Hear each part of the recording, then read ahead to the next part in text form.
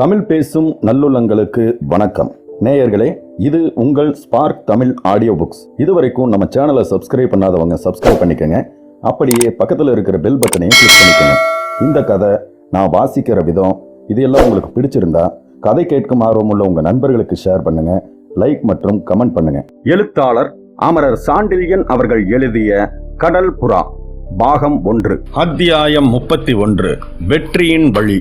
பாலூர் சிறுவணிகர் வீதியில் இருந்த தன் விடுதியை அணுகியதும் அதுவரையில் இருந்த ஆபத்து நீங்கிவிட்டதென நினைத்து முக்காட்டை நீக்கிவிடலாம் என முதலில் யோசனை சொன்ன அமீர் தன் விடுதிக்கு எதிரே அரசாங்க வீரர்களின் 2 குதிரைகள் நிற்பதையும் அந்த குதிரைகளில் வந்த இருவர் தன் வீட்டு கதவருகில் சென்றதன்றி அவர்களில் ஒருவன் பெரும் சாவியொன்றை கதவின் துவாரத்தில் நுழைத்து பூட்டை திறக்க முயன்றதையும் கண்டு சற்றே எச்சரிக்கை அடைந்து, பொறுங்கள் அனபாயரே, குதிரையை இந்த பக்கத்தில் நிழலுக்காக ஒதுக்குங்கள் என்று கூறி தானும் தன் குதிரையை அனபாயன் குதிரையுடன் சற்று பக்கவாட்டில் நகரவிட்டான்.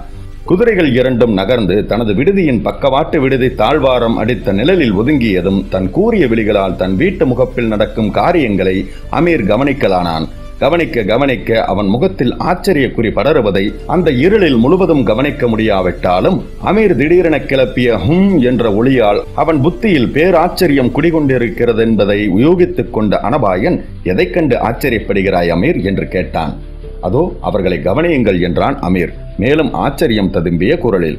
அமீரின் விடுதி முகப்பில் பெரும் தாழ்வாரம் இருந்த போதிலும் கிருஷ்ணபக்ஷத்தின் அந்த 3ஆம் நாள் நள்ளிரவில் பிற்பகுதியில் சந்திரன் நன்றாக காய்ந்து கொண்டிருந்ததால் தாழ்வாரத்தின் இருட்டை சற்று மந்தப்படுத்தியே இருந்ததன் விளைவாக அனபாயன் அமீர் விடுதி கதவுக்கெதிரே நடந்த நாடகத்தை நன்றாக பார்க்க முடிந்தது. அமீரின் இல்லக்கதவை நோக்கி மிகுந்த எச்சரிக்கையுடன் நடந்து சென்ற இருவரும் தங்களைப் போலவே முக்காடிட்டு இருந்ததையும் மிகுந்த எச்சரிக்கையுடன் அக்கம்பக்கம் பார்த்து கொண்டே அவர்கள் கதவை நோக்கி நகர்ந்ததையும் அமீர் எச்சரிக்கை செய்யும் முன்பாகவே நோக்கிவிட்ட அனபாயனின் புலிக்கண்கள் அவர்களில் ஒருவன் பெரும் சாவியொன்றை எடுத்து பூட்டில் பொருத்தினதும் சிறிது ஆச்சரியப்பட்டே போனான். கதவோடு கதவாக பூட்டை இணைக்கும் வழக்கம் பாரதத்தில் கிடையாதென்பதையும் நாதாங்கி போட்டு தனி பூட்டும் தாளும் இடும் வழக்கமே உண்டென்பதையும் உணர்ந்திருந்த அனபாயன் அமீர் வீட்டு கதவிலேயே பூட்டு பொருத்தப்பட்டிருப்பதை அன்றுதான் கவனித்தானாகையால் சிறிது ஆச்சரியமே அடைந்தான். அப்படி பூட்டி இருந்தாலும் அந்த பூட்டை திறக்க அவர்களுக்கு சாவி ஏது என்பதும் அவனுக்கு விளங்காததால் அமீரின் பக்கம் திரும்பி, அமீர், உன் விடுதியில் சில நாட்களாகவே விசித்திரங்கள் பல நடக்கின்றன என்றான். இதை கேட்ட அமீரும் அனபாயன் பக்கம் திரும்பி, ஆம் அனபாயரே, இதோ வந்திருக்கும் மனிதர்களும் விசித்திரமானவர்கள்தான் என்றான். என்ன விசித்திரமாயிருக்கிறது அவர்களிடத்தில் என்று அனபாயன் வினவினான்.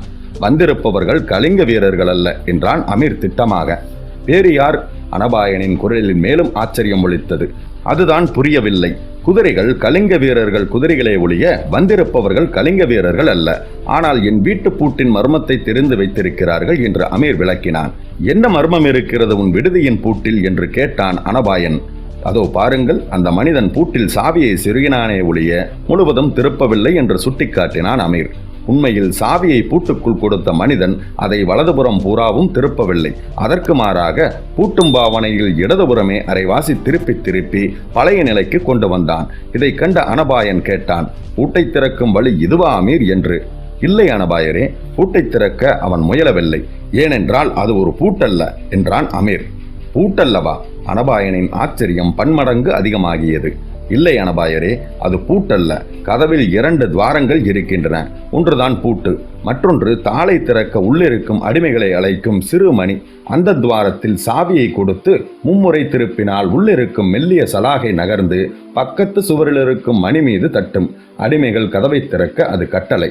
இந்த சூட்சமத்தை இவன் எப்படியோ அறிந்திருக்கிறான் என்று மளமளவென்று விளக்கிய அமீர், குதிரையை விட்டு இறங்கி அந்த நிழலிலேயே வாருங்கள், இவன் யாரென்று பார்க்கலாம் என்று கூறிவிட்டு தானும் குதிரையிலிருந்து இறங்கி பக்கத்தில் இருந்த தாழ்வார இருளில் பதுங்கி தன் வீட்டு முகப்பை அடைந்தான். அனபாயனும் அமீரின் வழியை பின்பற்றி மெல்ல நடந்து வந்து பூட்டில் சாவியை கொடுத்து நின்றவன் மீது அமீர் பாய்ந்ததும் மற்றவன் கழுத்தை பின்னால் இருந்த வண்ணம் இறுக பிடித்து, பேசாதே, வாயை திறந்தால் கழுத்தை நெரித்து விடுவேன் என்று எச்சரித்தான். அனபாயன் கையில் சிக்கிக் கொண்டவனிடமிருந்து பதிலேறும் வரவில்லை. கழுத்தை இறுக பிடிக்கப்பட்டிருந்ததால் ஹூம் ஹூம் என்ற மூச்சு திணறும் சப்தமே வெளிவந்தது. ஆனால் அமீரின் நிலை வேறு விதமாக இருந்தது.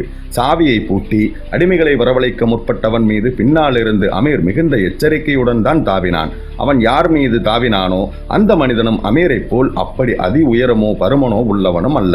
ஆனால் அவன் மீது பாய்ந்த மறுவினாடி அமீர் தரையில் புரண்டு கொண்டிருந்தான். அமீரின் ராட்சத உருவத்தை திரும்பி பார்க்காமலேயே கையின் வேகத்தினால் தரையில் உருள வைத்த மாமனிதனை ஏறெடுத்து நோக்கிய அனபாயன் முகத்தில் வியப்பின் குறி பெரிதும் படர்ந்தது. அந்த இரவே தனக்கு அடுத்தடுத்து வியப்பை அளிப்பதற்காக ஏற்பட்டதோ என்பதை நினைத்து நினைத்து பரவசப்பட்ட அனபாயன் தான் பிடித்திருந்த கழுத்தை விடுதலை செய்தான்.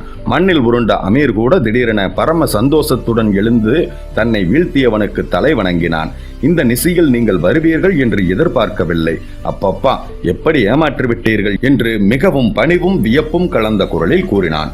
இரவிலும் சரி பகலிலும் சரி எனக்கு இரு கண்கள் பின்புறம் உண்டு என்பது உனக்கு தெரியாதா அமீர் என்று கூறிய சீனக்கடலோடி அமைதி நிரம்பிய அந்த இரவில் பயங்கரமான ஆனால் மிக மெதுவாக சிரித்தான். அது தெரியும் குருநாதரே, ஆனால் வந்திருப்பது நீங்கள் என்பது எனக்கு எப்படி தெரியும் என்று வினவினான் அமீர். பூட்டில் சாவியை நான் இடதுபுறம் திருப்பியதை நீ பார்த்திருக்க வேண்டுமே என்று கேட்டான் சீனக்கடலோடி. பார்த்தேன். இத்தகைய பூட்டுக்கள் சீனாவை தவிர வேறு இடங்களில் ஏது? கிடையாது குருநாதரே. இந்த எச்சரிக்கை முறையையும் நான் சொல்லிக் கொடுத்தது தானே உனக்கு? ஆமாம் குருநாதரே. அப்படி இருக்க மீதியை நீ யூகித்துக் கொள்ள வேண்டியது தானே என்று விளக்கிய சீனக்கடலோடி, உள்ளே வா அமீர், நாம் பேச வேண்டிய விஷயங்கள் நிரம்ப இருக்கின்றன என்று கூறிக்கொண்டு மீண்டும் இருமுறை சாவியை திருப்பவே கதவு திறக்கப்பட்டது. கதவு திறந்ததும் ஏதோ தான் அந்த வீட்டுக்கு எஜமானன் போல உள்ளே தாராளமாக நடந்த சீனக்கடலோடி முதல் 2 கட்டுகளையும் கடந்து முதல் நாள் தான் மற்றவர்களுக்கு அறிமுகம் செய்து வைக்கப்பட்ட 3ஆம் கட்டின் பெரும் அறைக்கு வந்து சேர்ந்தான். வந்ததும் அடிமைகளை அழைத்து விளக்கை கொளுத்துமாறு உத்தரவிட்ட அந்த சீன கொள்ளைக்காரன் எந்தவித கவலையும் இல்லாத வதனத்துடன் அங்கிருந்த ஆசனம் ஒன்றில் சாய்ந்து கொண்டு, அனபாயரே அமருங்கள், நாம் யோசிக்க வேண்டியது நிறைய இருக்கிறது என்றான். 3ஆம் ஜாமம் துவங்கிவிட்ட அந்த இரவு நேரத்தில் அவன் சொல்லக்கூடிய அப்பேற்பட்ட தலைபோகும்படியான காரியம் என்னவாக இருக்கும் என்பதை அறியாத அனபாயன் ஏதும் பேசாமல் அங்கிருந்த ஆசனத்தில் அமர, சீனக்கடலோடிக்கு சற்று பின்னடைந்திருந்த ஆசனத்தில் அவனுடன் வந்தவனும் மிக பணிவுடன் உட்கார்ந்து கொண்டான்.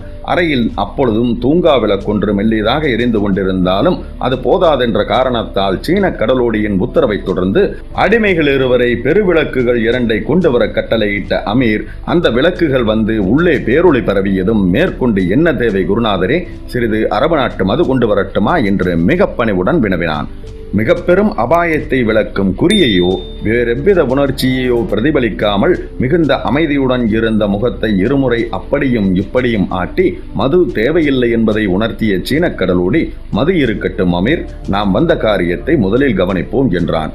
என்ன செய்ய வேண்டும் சொல்லுங்கள், எந்த உத்தரவுக்கும் பணிய சித்தமாக இருக்கிறேன். அமீரின் கேள்வியில் பயமும் பக்தியும் சொட்டியது.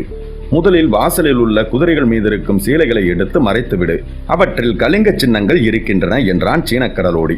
சரி என்றான் அமீர். பிறகு குதிரைகளை உன் கொட்டடியில் கட்டிவிடு என்றும் உத்தரவிட்டான் அகூதா. புரிகிறது என்றான் அமீர். அமீருக்கு மட்டுமல்ல, அனபாயனுக்கும் விஷயம் தெளிவாக புரிந்தது. ஆனால் ஏதும் புரியாதவன் போல் கேட்டான், ஏது இந்த புறவிகள் உங்களுக்கு என்று. இங்கு அவசரமாக வர தேவை இருந்தது. வரும் வழியில் கலிங்க வீரர் இருவர் மரித்து மல்லுக்கு வந்தார்கள் என்ற அகூதா வாசகத்தை முடிக்காமலே விட்டான். அவர்களை குத்தி போட்டீர்களா? அமீர் பயத்துடன் வினவினான். வீரர்களை குத்தினானா அல்லது கட்டி போட்டானா என்பதை அகூதா சொல்லவில்லை. அது அத்தனை பிரமாதமான விஷயமில்லை என்பதற்காக அசட்டையுடன் கையை ஆட்டிவிட்டு, எப்படி இருந்தாலும் அவர்களால் நமக்கு தொல்லை இல்லை, நாம் கவனிக்க வேண்டியது நமக்கு முன்னுள்ள அபாயம் என்றான். அனபாயன் விழிகள் மெல்ல எழுந்து சீனக்கடலோடியை நோக்கின.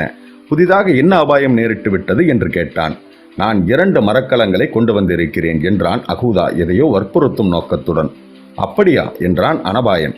இதோ இருக்கும் இந்த அடிமை எனது இன்னொரு மரக்கலத்தை நடத்துவான் என்றான் அகூதா தன் பின்னால் உட்கார்ந்திருந்த இன்னொரு சீனனை சுட்டிக்காட்டி. தட்டை முகத்தில் எந்தவித உணர்ச்சியும் இல்லாமல் சிலையென உட்கார்ந்திருந்த அந்த சீனனை நோக்கிய அனபாயன் புரிந்து கொண்டேன் என்பதற்கு அறிகுறியாக தலையை மட்டும் அசைத்தான். அடுத்தபடி பெரும் வெடியொன்றை எடுத்து வீசினான் அகூதா. இவன் நடத்தும் மரக்கலம் இன்றிரவு கலிங்கத்தின் அதிகாரிகளால் சோதனை செய்யப்பட்டது என்ற அகூதா பளிச்சிட்ட தனது 2 விழிகளை அனபாயன் மீது நாட்டினான். அனபாயன் கண்களில் ஒரு வினாடி கவலையின் சாயை தோன்றி மின்னல் வேகத்தில் மறைந்தது. அதை கவனிக்க தவறாத சீனக் கடலோடி அனபாயன் அத்தனை அபாயத்திலும் உணர்ச்சிகளை பெரும் கட்டுக்குள் வைத்திருப்பதை எண்ணி பெரிதும் வியந்து, இவன் ஆழ பிறந்தவன்தான், சந்தேகமில்லை என்று தனக்குள்ளேயே சொல்லியும் கொண்டான். மனதில் ஓடிய எண்ணங்களை சிறிதும் வெளிக்கு மட்டும் காட்டாத அகூதா அமீரை நோக்கி திரும்பி, சோதனை வியப்பில்லையா உனக்கு என்று கேட்டான். இதில் வியப்பென்ன இருக்கிறது? வெளிநாட்டு மரக்கலங்களில் சரக்குகளை சோதனை செய்வது சுங்க அதிகாரிகளின் வழக்கம் தானே என்றான் அமீர். அப்பொழுதும் நிலைமையை சரியாக புரிந்து கொள்ளாமல், வழக்கம்தான், ஆனால் இன்றிரவு இந்த மரக்கலம் மட்டும் சோதனை செய்யப்பட்டிருக்கிறது என்று அகூதா சற்று அழுத்திச் சொன்னான். அப்படியா? இம்முறை அமீரின் குரலில் கவலை நிரம்பி நின்றது. ஆம் என்றான் அகூதா. ஏன்? மீண்டும் வினவிய அமீரின் குரலில் நடுக்கம் துணித்தது. இம்முறை அகூதா பதில் சொல்லும் முன்பு அனபாயன் பதில் கூறினான். அந்த மரக்கலம் புகார் செல்கிறது. சீனக் கடலோடியின் சிறு கண்கள் ஆச்சரியத்தால் அளவுக்கு அதிகமாக விரிந்தன. எப்படி தெரியும் உங்களுக்கு என்று வியப்புடன் கேட்டான் சீனக் கடலோடி. நேற்று வரை புகார் செல்லும் மரக்கலம் எதுவும் துறைமுகத்திற்கு வரவில்லை. நீங்கள் 2 மரக்கலங்களை கொண்டு வந்திருக்கிறீர்கள். எங்களை தப்புவிக்க ஒரு மரக்கலத்தை உபயோகிக்க நீங்கள் தீர்மானித்திருக்கலாம். நானாயிருந்தால் அப்படித்தான் செய்வேன். அபாயம் நிரம்பி கிடந்ததால் 2 மரக்கலங்களில் ஒன்றைத்தான் நான் பலி கொடுப்பேன் என்று விவரித்தான் அனபாயன். இருக்கலாம், ஆனால் என் எண்ணம் சுங்க காவலருக்கு எப்படி தெரியும் என்று கேட்டான் அகூதா. புகாருக்கு செல்லும் சரக்குகளை அந்த மரக்கலத்தில் ஏற்ற நீங்கள் அனுமதித்திருக்கலாம் என்று அனபாயன் மேலும் சொன்னான். நன்றாக கவனியுங்கள். 2 அரசாங்கங்களைச் சேர்ந்தவர்கள், 2 அரச குடும்பங்களில் அரியணையேற தகுதியுள்ளவர்கள் பீமன் கைகளிலிருந்து நழுவியிருக்கிறார்கள். நழுவி பாலூரில் மறைந்திருக்கிறார்கள். அவர்கள் தப்பிச் செல்லும் வழி கடல் வழி ஒன்றுதான். அவர்கள் செல்லக்கூடிய துறைமுகம் புகார் ஒன்றுதான். இந்த மரக்கலம் புகாருக்கு செல்லுமோ அதில்தான் அவர்கள் தப்ப பார்ப்பார்கள். ஆகவே இன்றிரவிலேயே போலி வியாபாரிகளை விட்டு புகாருக்கு ஏதாவது மரக்கலம் போகிறதா என்று பார்த்திருக்கிறான் பீமன். இரவு பகலாக கப்பலில் சரக்கு ஏற்றுவது பாலூரில் சகஜம். ஆகவே புகாருக்கு செல்லும் ஏதாவது ஒரு மரக்கலத்தில் போலி சரக்கை ஏற்ற ஏற்பாடு செய்திருக்கிறான். உங்கள் உபதலைவர் தானே இவர். இவரிடம் வந்து போலி வியாபாரிகள் சரக்கை கொடுத்திருக்கிறார்கள். இவர் ஏற்றி கொண்டிருக்கிறார். அடுத்த ஜாமத்தில் நாங்கள் அந்த மரக்கலத்தில் இருக்கிறோமா என்ற சோதனை நடந்திருக்கிறது. தன் விளக்கத்தை அந்த இடத்தில் சற்றே நிறுத்திய அனபாயனை வியப்பு ததும்பிய கண்களுடன் நோக்கிய அகூதாவின் அடிமை, உண்மை, முக்காலும் உண்மை. வியாபாரிகள் தான் முதலில் சரக்கை கொண்டு வந்தார்கள். எனது கப்பல் புகார் செல்ல வேண்டுமென எசமான் உத்தரவிட்டதால் ஏற்றிக்கொண்டேன் என்றான். அகூதா பக்தி நிரம்பிய கண்களை அனபாயன் மீது திருப்பினான். அனபாயரே, உமது அறிவு கூறியது. அந்த அறிவுதான் இப்பொழுது ஏற்பட்டுள்ள புது சிக்கலையும் அவிழ்க்க வேண்டும் என்று கூறிய அகூதா, இனி இவன் நடத்தும் மரக்கலத்தின் மீது சிங்கப்படகுகளின் பார்வை இருக்கும். அது மட்டுமல்ல, கடலோரமெங்கும் காவலிடப்பட்டிருக்கிறது. கடலுக்கு செல்லும் கீழ்கோட்டை வாசலிலும் காவல் இரட்டிக்கப்பட்டிருக்கிறது. இப்பொழுதுள்ள நிலை இது. நாளை நிலை இன்னும் கடுமையாக இருக்கும் என்று சுட்டிக்காட்டினான். இதை கேட்டதும் மிக தெளிவான அமீரின் பார்வையிலும் குழப்பம் தெரிந்தது. அனபாயன் விழிகள் மட்டும் நிர்மலமாக இருந்தன. சற்று யோசனையால் அவன் நெற்றி மட்டும் சிறிது சுருங்கி வரிக்கோடுகள் 3 குறுக்கே பாய்ந்து சென்றன. பல வினாடிகள் தலை தாழ்த்தி மௌனமாகவே இருந்த அனபாயன் கடைசியாக தலை நிமிர்த்தி, அகூதா, நிலைமை அபாயமானதுதான். ஆனால் அபாயம்தான் வீரர்களின் போர்த்திறமையையும் சிந்தனை தெளிவையும் அளக்கும் கருவி. காலையில் இதற்கு ஒரு வழி கண்டுபிடிப்போம். எப்படியும் நாளை இரவு பாலூரை விட்டு புறப்பட்டு விடுவோம் என்று திட்டமாக அறிவித்துவிட்டு அமீரை நோக்கி திரும்பிய அனபாயன், அமீர், குணவர்மர் எப்பொழுது இங்கு வர முடியும் என்று வினவினான். இன்று இரவு 4ஆம் ஜாமத்தில் வருவார் என்றான் அமீர். எங்கு தங்க வைத்திருக்கிறாய் அவரை? குதிரைச்சாலை விடுதியில். என்ன, இப்பொழுது சென்றோமே அங்கேயா? ஆம், குதிரைச்சாலை பீமன் அரண்மனைக்கு அருகில் இருக்கிறதல்லவா? ஆகவே யாரும் அங்கு அவரை தேடமாட்டார்கள். அவரை அனுப்பச் சொல்லி குதிரைச்சாலை தலைவரிடம் நீ சொல்லவில்லையே? பணியாட்களை பற்றி சொன்னேனே. கடாரத்தின் இளவரசன் பணியாளா? மண்டலாதிபதிகளும் பணியாட்களாக வேஷம் போடும் அவசியம் நேரிடத்தானே செய்கிறது.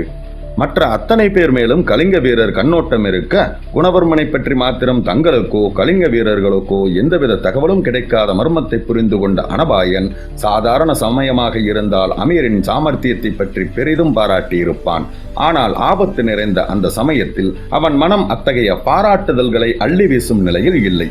ஆகவே, சரி அமீர், எல்லோரையும் காலையில் இந்த அறையில் திரட்டிவை. என் திட்டத்தை அதற்குள் முடிவு செய்கிறேன் என்று கூறிவிட்டு அமீரிடமும் அகூதாவிடமும் விடைபெற்றுக் கொண்டு தன் அறைக்கு சென்றான். அனபாயன் வார்த்தைகளை கேட்ட அகூதாவின் முகத்தில் நம்பிக்கை ஏதும் துளிர்விடவில்லை. பீமனுடைய பெரும் காவலை உடைக்கும்படியான அப்படி என்ன பெரும் திட்டத்தை காலைக்குள் அனபாயன் வகுக்க முடியும் என்று எண்ணினான் அந்த சீன கடலோடி. ஆனால் காலையில் அவர்கள் கூடிய சில நிமிடங்களில் அவன் சந்தேகம் பறந்தது. அனபாயன் திட்டம் அத்தனை கச்சிதமாக இருந்தது. அமீரின் விடுதியிலிருந்து கிளம்பி மரக்கலம் பாலூர் துறையிலிருந்து பாய் விரித்து பறக்கும் வரையில் ஒவ்வொரு எதிர்ப்பையும் சமாளிக்கத்தக்கதும் சந்தேகத்திற்கு இடம் கொடாததுமான பெரும் திட்டத்தை அனபாயன் வகுத்திருந்தான். அபாயமான திட்டம்தான், ஆனால் 100க்கு 90 வெற்றி கிடைக்கும். வெற்றிக்கு இதுதான் வழி என்பதை அகுதாவே ஒப்புக்கொண்டான். அந்த திட்டத்தை படிப்படியாக அனைவர் முன்னிலையிலும் விவரிக்கத் தொடங்கினான் அனபாய குலோத்துங்கன்.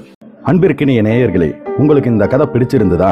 என்னோட குரல் மற்றும் கதை சொன்னதுடன் எப்படி இருந்ததுன்னு உங்களோட கருத்துக்களை தவறாம கமெண்ட் பாக்ஸில் கமெண்ட் பண்ணுங்க. மறக்காம ஒரு லைக்கும் தட்டி விடுங்க. அதோட உங்களை மாதிரியே கதையை விரும்பக்கூடிய உங்க நண்பர்களுக்கும் இந்த கதையை ஷேர் பண்ணுங்க. நீங்க ஒரு வேளை நம்ம சேனலை சப்ஸ்கிரைப் பண்ணாம இருந்தீங்கன்னா உடனே சப்ஸ்கிரைப் பண்ணிட்டு நோட்டிபிகேஷனையும் ஆன் பண்ணிக்கோங்க. கதை கேட்டுட்டு சப்ஸ்கிரைப் பண்ணாம போற நண்பர்களுக்கு ஒரு விஷயத்தை நான் சொல்லிக்க விரும்புறேன். ஒவ்வொரு ஆடியோ புக்கு பின்னாடியும் பல மணி நேர உழைப்பு இருக்கு. அந்த உழைப்புக்கான அங்கீகாரம் தான் நீங்க நம்ம சேனலை சப்ஸ்கிரைப் பண்றதும் உங்கள் லைக், ஷேர்ஸ் மற்றும் கமெண்ட். இது மட்டும்தாங்க. இந்த விஷயங்களை நீங்க ஏத்துக்கிட்டீங்கன்னா கண்டிப்பா சப்ஸ்கிரைப் பண்ணுவீங்கன்னு நான் நினைக்கிறேன். ஓகே, மற்றும் இன்னொரு அருமையான கதையோட உங்களை நான் சந்திக்கிறேன். உங்களிடமிருந்து விடைபெறுவது உங்கள் கார்த்திகேயன்.